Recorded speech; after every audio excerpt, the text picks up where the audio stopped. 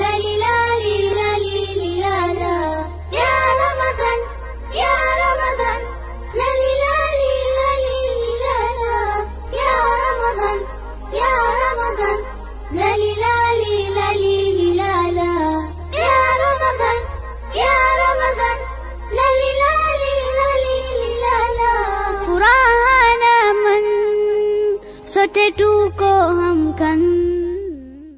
Tuko katika muendelezo wa ada yetu tulioiweka ya kila mwezi mtukufu wa Ramadhani, kuftari na makundi mbalimbali katika jamii kupitia mikoa yao. Iftari hizi ni makundi yaliyoko katika jamii. Kama ilivyosemwa hapa, kuna baadhi yetu hapa ni katika makundi ya walemavu, mayatima, wajane, walimu wa madrasa, maimamu wa misikiti na wananchi katika jamii kwa ujumla. Kwa hivyo nimefurahi kupata mchanganyiko huu. Mwaka huu kama tunavyotambua ni mwaka wa uchaguzi.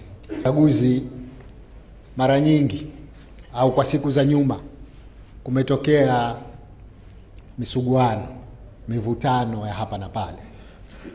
Namuomba Mwenyezi Mungu na sisi sote tuwe tayari mwaka huu inshallah, panapo majaliwa, tufanye uchaguzi wa amani.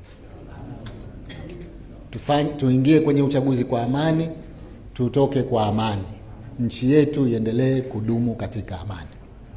Hili ni kubwa sana sana, kwa sababu bila ya amani mengine yote tunayotarajia hayatowezekana.